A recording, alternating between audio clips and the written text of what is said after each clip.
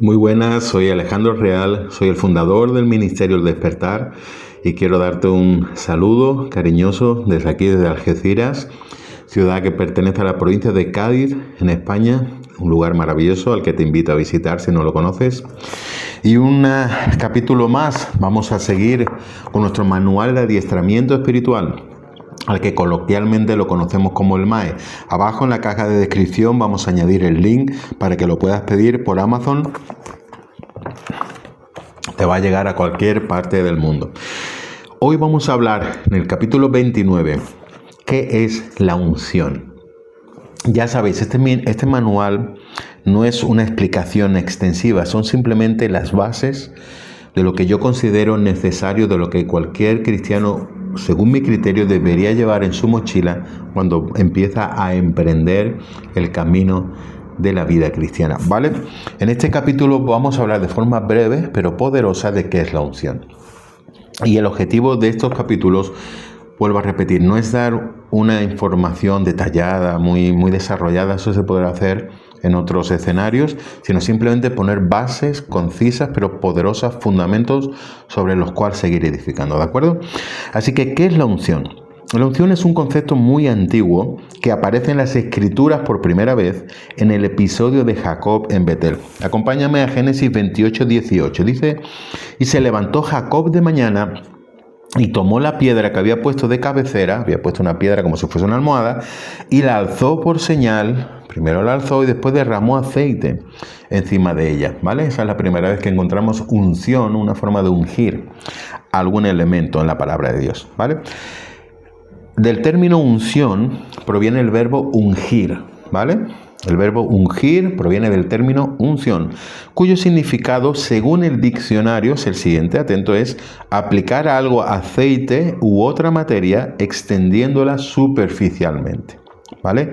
Ese es el significado según el diccionario secular. Ahora, el término hebreo más utilizado en la Biblia que se traduce por ungir es mashach. Perdona mi pronunciación, sé lo mismo de hebreo que de sánscrito, ¿vale? Que significa básicamente ungir, untar, consagrar, ¿de acuerdo? En su sentido primario, la unción es ungir a alguien o algún objeto como acto de consagración a Dios. Ojo con esto, ¿vale? La unción se puede aplicar tanto a una persona como a un objeto, como un acto de consagración a Dios. Ese es el sentido primario de lo que es la unción. El uso más común en el Antiguo Testamento del término mashach tiene que ver con ungir con el fin de apartar a alguna persona o algún objeto para algún ministerio o función específica. Esta es la forma más común en la que vemos en el Antiguo Testamento el término de unción o de ungir. Por ejemplo, se consagraron los recipientes que se usaban en el culto del tabernáculo. ¿Cómo se consagraron? Pues se ungieron con aceite. Eso lo puedes ver en Éxodo 29:36, en Éxodo 40, del 9 al 10. Y este aceite era sagrado, ¿vale? Era un aceite específico con una receta especial que Dios prohibió que se repitiese, ¿vale? No se podría... se me ha ido la palabra. Bueno, no se podía copiar esta receta, era exclusiva, ¿vale? Eliseo, por ejemplo. Hemos visto un ejemplo de cómo se ungían artículos, objetos. Ahora vamos a ver cómo se ungían personas, ¿vale? Eliseo, por ejemplo, fue ungido para ser profeta. Eso lo podemos ver en el primer libro de Reyes, capítulo 19, versículo 16. Los reyes, por ejemplo, también eran ungidos para su oficio, como vemos, por ejemplo, en el primer libro de Samuel 16, capítulo 12, o en el primer libro de Reyes 1:39, ¿vale? Así que la unción, desde su origen, expresó la puesta en oficio o el otorgamiento de una capacidad y un honor especiales. Déjame que te repita esto. La unción desde el origen expresó o la puesta en oficio, por ejemplo en el caso de un rey o un profeta, o el otorgamiento de una capacidad o un honor especial. Eso es lo que transmite. Cada vez que vemos una unción en el Antiguo Testamento, esa es la imagen que podemos recoger de todo esto. Es la impresión que recibimos, ¿vale? De esta práctica. Así que del término mashach proviene Mashiach. Mesías, eso sí quizás ya te suene de algo, ¿vale? Que se traduce por el ungido. Mashiach implica la unción para un oficio o unción especial. Por ejemplo, David rehusó hacerle daño al rey Saúl porque él era el Mashiach de Jehová, él era el ungido de Jehová, como lo podemos ver en el primer libro de Samuel 24:6. David tenía mucho temor, mucho respeto por la unción, ¿vale? Así que Mashiach, ungido, es un título oficial en el Antiguo Testamento aplicado a aquellos que debían ejercer el gobierno de parte de Dios, ¿vale? Por eso David tenía tanto respeto por este término. Eso lo puedes ver en primer libro de Samuel 12:3, primer libro de Samuel 12:5, primer libro de Samuel 26:9, primer libro de Samuel 26:11, en el 26:16, segunda de Crónicas 6:42 o en Isaías 45:1, por poner algunos ejemplos. La palabra Cristo se deriva del griego Christos, que es el equivalente al término hebreo Mashiach. O sea, Cristo y Mesías significan lo mismo, que significa ungido, ¿vale? Así que el título Cristo o Mesías nos habla de que Jesús fue ungido específicamente por Dios para el cumplimiento de una misión, de su misión, ¿vale? En la actualidad, algunos cristianos seguimos usando la práctica física de ungir objetos o de ungir a personas de forma simbólica, como símbolo de la puesta en oficio, por ejemplo, para un ministerio o para la consagración de una persona o un objeto. En la actualidad, todavía algunos cristianos lo seguimos haciendo. La palabra nos enseña también en el Nuevo Testamento, en esta nueva dispensación, que todos los cristianos hemos sido ungidos por el Espíritu Santo. Déjame que te lo lea en 1 de Juan 2:20, dice, pero vosotros, todos los cristianos, tenéis la unción del Santo y conocéis todas las cosas. También dice en 1 de Juan 2:27, pero la unción que vosotros recibisteis de Él permanece en vosotros. Está hablando de todos los cristianos. Y no tenéis necesidad de que nadie os enseñe, así como la unción misma os enseña todas las cosas, y es verdadera y no es mentira, según ella os ha enseñado, permaneced en él. Lo que aquí nos enseña el apóstol es que todos los cristianos hemos recibido una medida de unción del Espíritu Santo, hemos sido ungidos, ¿vale? Así que dado que el aceite es uno de los símbolos del Espíritu Santo, como muchos de vosotros sabéis, entendemos que todo lo relacionado a la unción va a involucrar a la persona del Espíritu Santo, a la tercera persona de la Trinidad, ¿vale? Dado que el aceite es lo que más se usa para ungir en la palabra de Dios y es símbolo del Espíritu Santo, es fácil hacer la correlación de que siempre que hablamos de unción o de ungidos, estaremos hablando de una interacción especial con el Espíritu Santo, ¿de acuerdo? En el Nuevo Testamento encontramos un uso más a la práctica de la unción, diferente a la que nos enseña el Antiguo Testamento, y es la administración a enfermos usando esta práctica. Eso no lo encontramos, que yo recuerdo ahora, perdonadme si salto algún episodio, pero no creo recordar que en el Antiguo Testamento haya ningún ejemplo de esto. No sé, hablo de memoria, ¿vale? Perdonadme si me salto algún episodio, pero en el Nuevo Testamento sí es muy común verlo. Marcos 6:13, por ejemplo, dice, echaban fuera demonios y ungían con aceite a muchos enfermos y los sanaban. Santiago 5:14 dice, ¿está alguno enfermo entre vosotros? Llame a los ancianos de la iglesia, oren por él, ungiéndole con aceite en el nombre del Señor. Y la oración de fe salvará al enfermo. Y el Señor lo levantará, y si hubiere cometido pecados le serán perdonados. ¿Veis? Estos son algunos ejemplos de que en el Nuevo Testamento sí se ve con frecuencia un nuevo uso de esta práctica, un uso diferente. No era solo para asignar un oficio, para consagrar un objeto, sino que también se usaba para ministrar sanidad a los enfermos. ¿De acuerdo? Ahora, déjame que hable un poquito sobre la unción que asigna un oficio, ¿vale? Que no haya mención en el Nuevo Testamento a la práctica de la unción con aceite para la asignación de un oficio, ¿vale? No hay ninguna mención en el Nuevo Testamento que nos diga que los apóstoles ungieron con aceite a tal persona para asignarlo como apóstol, como profeta, como pastor o como lo que fuese, ¿vale? Ahora, que no haya ninguna mención de que esto se haya hecho, que quede registrado, no significa, según yo entiendo, no encuentro ninguna parte en las Escrituras que prohíba que se siga haciendo de forma simbólica, ¿vale? Así que según yo entiendo, como no encuentro ninguna prohibición ni nada que me indique lo contrario en las Escrituras, se puede seguir haciendo de forma simbólica el hecho de que a la hora de llamar al ministerio o de reconocer el ministerio de un hermano o de una persona, se le pueda ungir de forma simbólica con aceite. No encuentro nada que en la palabra de Dios que lo impida en la actualidad y no encuentro que pueda ser ningún tipo de problema. Siempre que se sepa por qué se hace y que se haga con cordura, ¿no? Así que el hecho de no encontrar un caso específico tampoco significa que esté prohibido hacerlo o que no sea correcto hacerlo, ¿vale? Porque lo vemos que se hacía con mucha frecuencia en el Antiguo Testamento.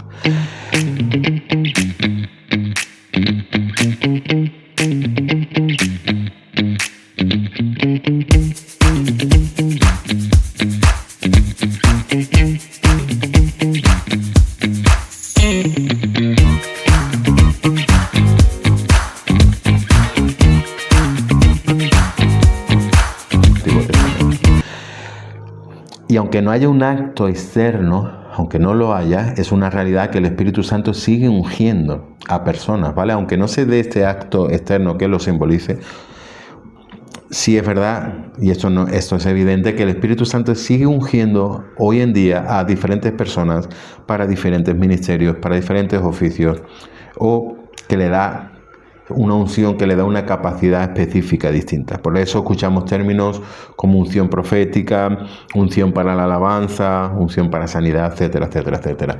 Independientemente de que a una persona ahora en la actualidad se le unja de forma física, real, en un acto, ¿vale? El Espíritu Santo lo sigue haciendo, ¿vale? De forma espiritual interna, Él sigue ungiendo a personas con diferentes capacidades o para diferentes oficios, ¿vale? Espirituales. Así que, repito, no debería haber, según yo entiendo, ningún problema para seguir usando esta práctica en las iglesias en la actualidad, si se hace de una forma correcta y sencilla. Yo considero que es una práctica que sigue estando vigente para nosotros y no hay ningún problema en hacerlo, ¿vale? Eso es la unción que asigna un oficio. Ahora déjame que te hable brevemente de la unción como capacidad sobrenatural, ¿vale? Porque es diferente. Ya hemos analizado el significado del término unción como palabra. Ahora, en el sentido espiritual, ya no solo como término, en el sentido espiritual, cuando hablamos de unción, y escucha esto bien, hablamos de la capacidad sobrenatural otorgada por el Espíritu Santo a una persona para una actividad concreta. Si tú me preguntas qué es la unción en el sentido de la persona, esta es una definición que me gustaría brindarte. Es la capacidad sobrenatural que el Espíritu Santo le da a una persona para una actividad en concreto. Es una capacidad, cuando el Espíritu Santo te unge, te da una capacidad sobrenatural que no es humana, para que hagas una función específica. Como Él te ha llamado a hacer algo específico, Él te unge para esa labor, ¿vale? Vamos a recordar, por ejemplo, el pasaje donde Jesús, Él mismo, habla de su propia unción. Dice Lucas 4:16, Jesús fue a Nazaret, donde se había criado, y un sábado entró en la sinagoga, como era su costumbre. Se levantó para hacer la lectura y le entregaron el libro del profeta Isaías. Al desenrollarlo encontró el lugar donde está escrito: El Espíritu del Señor está sobre mí, por cuanto me ha ungido para anunciar buenas nuevas a los pobres, me ha enviado a proclamar libertad a los cautivos, dar vista a los ciegos, poner libertad a los oprimidos y pregonar el año del favor del Señor. Luego enrolló el libro, se lo devolvió al ayudante y se sentó. Todos los que estaban en la sinagoga le miraban detenidamente, estaban esperando que hablara. Y él comenzó a hablarles, dice: hoy se cumple esta escritura en presencia de ustedes. ¿Qué le está diciendo aquí el Señor Jesús? Esta es mi unción. ¿Para qué me ha ungido el Espíritu Santo a mí? Me ha ungido para anunciar buenas nuevas a los pobres, es lo que hizo. Proclamar libertad a los cautivos, es lo que hizo. Dar vista a los ciegos, es lo que hizo. poner libertad a los oprimidos, es lo que hizo, y pregonar el año del favor del Señor. Exactamente es lo que hizo. Esa era la unción personal de Jesús. ¿Qué es unción? Capacidad sobrenatural otorgada por el Espíritu Santo a una persona para una actividad concreta. ¿De acuerdo? Durante mucho tiempo se ha enseñado que la unción es una sola y que se puede escalar. Seguro que has escuchado alguna predicación sobre la unción de rey, sacerdote y no sé qué más, ¿no? Eran como 3 niveles. Y es como que solo hay una unción y que puedes ir escalando ahí en niveles dentro de esa unción. Pero yo no encuentro que eso sea correcto. Yo lo que entiendo por la palabra de Dios y lo que me enseña la práctica es que hay muchos tipos de unciones diferentes. No hay una sola sobre la que subir y bajar. No, hay diferentes tipos de unciones específicas. Lo que yo he aprendido, lo que yo he visto de forma práctica, es que existen innumerables tipos de unciones. Innumerables. Porque el Espíritu Santo cuando llama para algo en concreto te da una unción específica, concreta, ¿vale? Así que es por esto que no deberíamos envidiar la unción de una persona. Pues no, ¿cuánta unción tiene esa persona? Yo no tengo muy poca. No, tú deberías buscar tu propia unción. Deberías buscar la unción que Dios tenga para ti. Porque hay muchas y muy diferentes y muy diversas, ¿vale? Así que no existe, repito, una unción por la que vamos escalando en niveles, o tienes poca o tienes mucha. Existen diferentes unciones. Esto es lo que yo entiendo por la palabra de Dios y lo que yo veo en la práctica, ¿vale? Ahora, una vez que aclaramos esto, sí es verdad que puedes recibir incrementos en la unción. Sí es verdad que también he visto que, por ejemplo, Dios te llama a algo, te da una primera medida de unción. Si tú lo haces correcto, sí he visto en casos donde esa persona va recibiendo nuevos niveles de unción, incrementos de unción, pero hablamos de la tuya propia, ¿vale? De la que Dios te ha dado a ti, porque algunas veces como que Dios te da, y si eres fiel, lo que Él te da, pues te sigue dando. Y si no eres fiel por lo que sea, es como que se corta, ¿vale?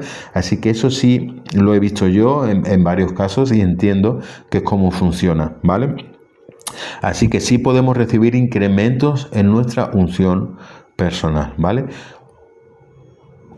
Estos incrementos a veces pueden dar lugar a que tengamos capacidad sobrenatural para hacer ciertas cosas que antes no podíamos, ¿vale? Igual que puedes recibir un don del Espíritu Santo en cualquier momento, que antes no tenías, igual puedes recibir un incremento en la unción. Yo sí creo y defiendo esto, ¿vale?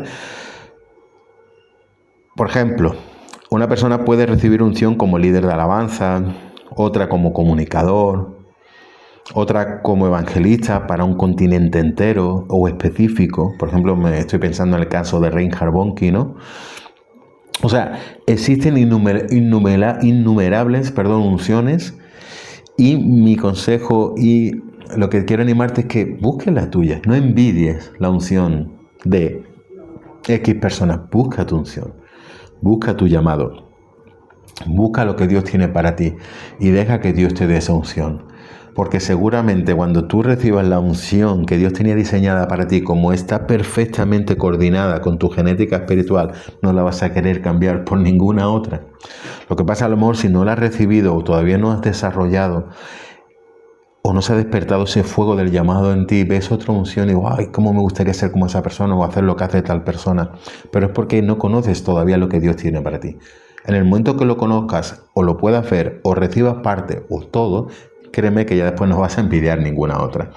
Porque esa unción se va a adaptar tan perfectamente a ti porque está diseñada para ti desde el principio. ¿De acuerdo?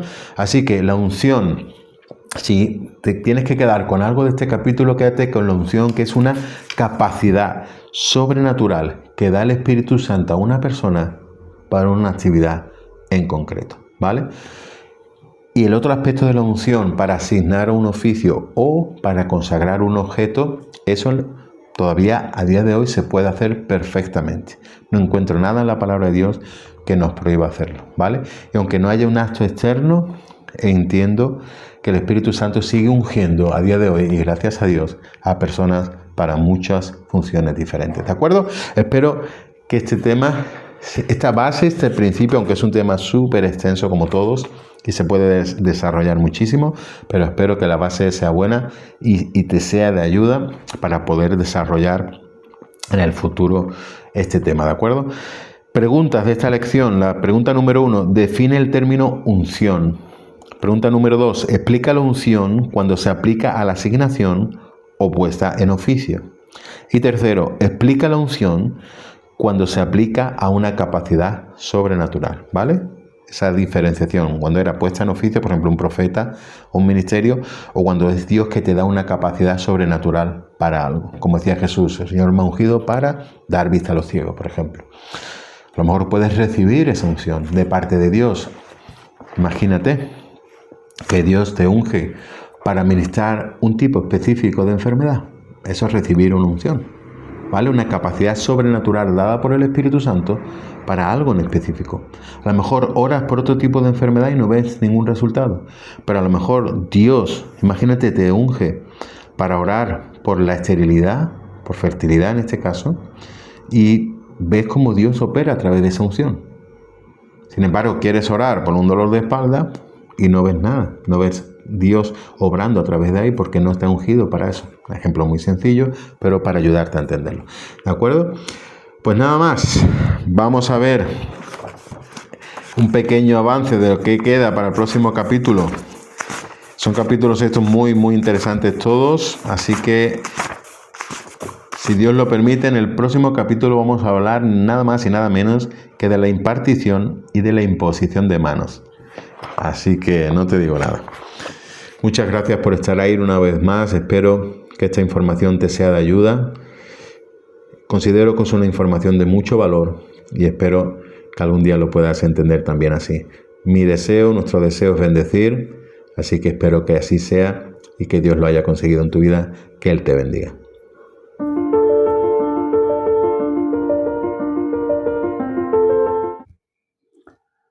Hola, ¿qué tal? Ahora me gustaría dirigir unas palabras para ti, si eres una persona nueva en esto, si aún no eres cristiano, si aún no has tenido un encuentro personal con Dios, si de alguna forma lo estás buscando, si has llegado a este punto en este vídeo, quizás de forma aleatoria o por casualidad o porque alguien te lo ha recomendado, pero aún no tienes la experiencia de la que hablamos en estos capítulos de conocer a Jesús personalmente, de tenerlo en tu corazón, de haber recibido esa impartición del Espíritu Santo, de que Él haya venido sobre ti, haya cambiado tu vida, te haya llenado de gozo, de paz, con esperanza, con un propósito. Me gustaría ayudarte, si tú verdaderamente quieres entregarle tu corazón a Jesús, me gustaría ayudarte haciendo una oración para que tú la puedas repetir conmigo. No son palabras mágicas, puedes usar tus propias palabras, pero esto es simplemente una ayuda que nos viene bien cuando somos nuevos. Conmigo lo hicieron, por eso lo quiero hacer contigo. Y si tú quieres verdaderamente, puedes repetir esta oración conmigo. Cierra tus ojos ahí donde estás y dile: Señor Jesús, te estoy buscando, te necesito. Dios, si tú existes, ven a mi vida, revélate a mí, ven a mi corazón, manifiéstate a mi vida. Yo quiero abrirte mi corazón.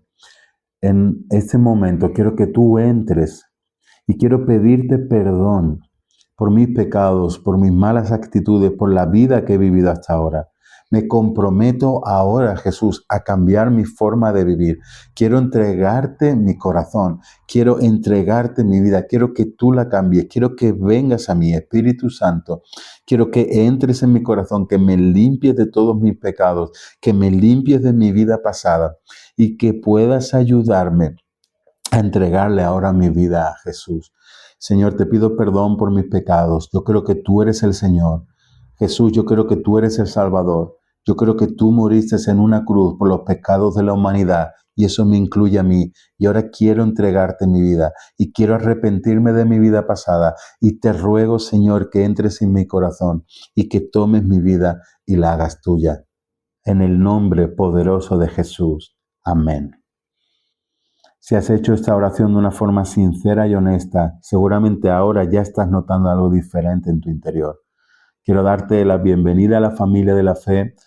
Quiero animarte a que en el lugar que seas, donde estés, donde vivas, encuentres una iglesia evangélica, sea la que sea, en la que te sientas a gusto y empieza a congregarte allí. Ellos, los hermanos que allí se reúnan, te van a enseñar más de Dios y te van a ayudar a dar tus primeros pasos en la vida cristiana.